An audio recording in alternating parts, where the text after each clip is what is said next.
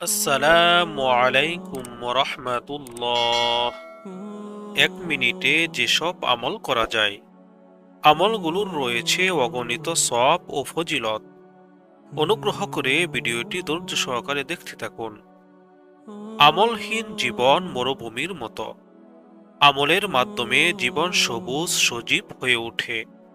অনেক সময় দেখা যায় কেউ কেউ অফিস বা কর্মস্থলে এবাদত বন্দিগি ও নেক আমলের সময় সুযোগ খুব কমই পেয়ে থাকেন।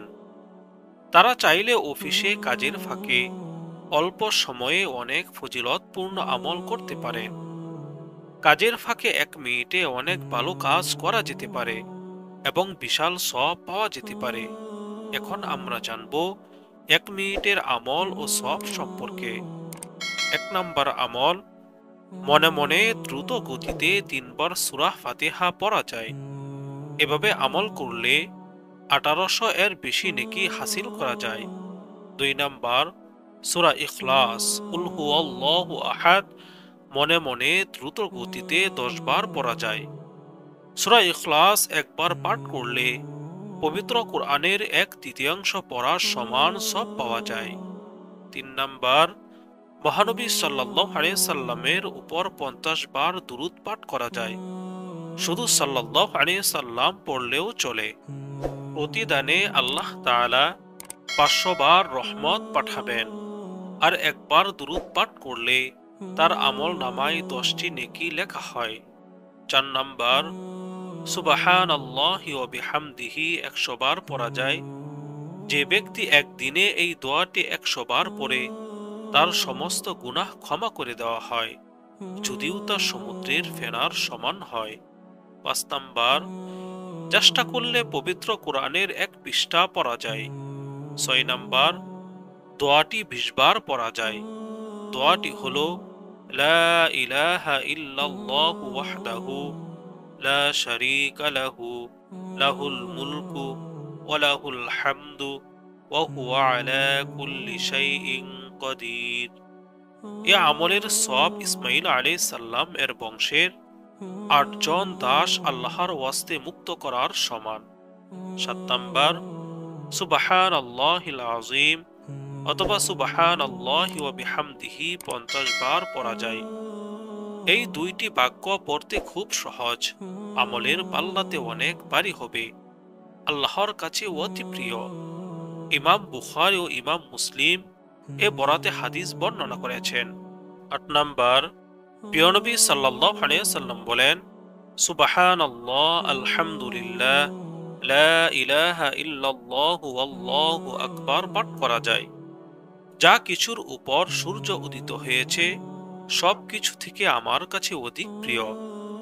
1 মিনিটে বাক্যগুলো 18 বারের বেশি পড়া যায়। এ বাক্যগুলো আল্লাহর কাছে সবচেয়ে প্রিয়। 9 নম্বর, লা হাওলা ওয়ালা কুওয়াতা ইল্লা বিল্লাহ অর্থ, আল্লাহ ছাড়া কোনো উপায় সামর্থ্য ও কোনো শক্তি নাই। 40 বার পড়া যায়। এ বাক্যটির সব জান্নাতের জন্য সঞ্চিত অমূল্য রত্ন এবং সামগ্রিক দুশ্চিন্তা দূর করে দেয়। বুখারী ও মুসলিমে এ প্রসঙ্গে হাদিস বর্ণিত হয়েছে। 10 নম্বর, লা ইলাহা ইল্লাল্লাহু মুহাম্মাদুর রাসূলুল্লাহ অর্থ, আল্লাহ ছাড়া সত্য কোনো উপাস্য নেই, মুহাম্মদ সাল্লাল্লাহু আলাইহি সাল্লাম আল্লাহর রাসূল প্রায় 25 বার পড়া যায়। 11 নম্বর, আল্লাহর কাছে 100 বারের বেশি ইস্তেগফার আস্তাগফিরুল্লাহ বা ক্ষমা প্রার্থনা করা যায়। এর ফজিলত আমরা সকলেই জানি। এটি ক্ষমা প্রাপ্তি ও জান্নাতে প্রবেশের উপায়। এটি সুখময় জীবন, শক্তি বৃদ্ধি, বিপদ আপদ রোধ, সব কাজ সহজকরণ, বৃষ্টি বর্ষণ, সম্পদ ও সন্তানের বৃদ্ধি ইত্যাদির মাধ্যম। 12 নম্বর, 1 মিনিটে আপনি সংক্ষেপে কিছু কথা বলতে পারেন, যা দ্বারা আল্লাহ হয়তো এমন কোনো কল্যাণের পথ খুলে দিবেন যা আপনি ভাবতেও পারেননি। 13 নম্বর, 1 মিনিটে টেলিফোন যোগাযোগের মাধ্যমে আত্মীয়তার সম্পর্ক রক্ষার আমল পালন করা যায়।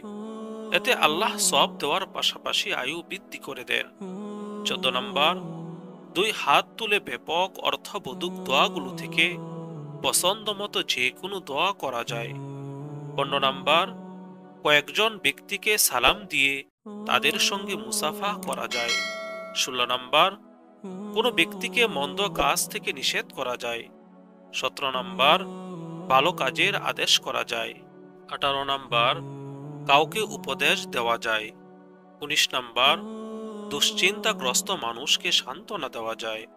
20 নাম্বার, পথ থেকে ক্ষতিকর কোনো বস্তু অপসারণ করা যায়।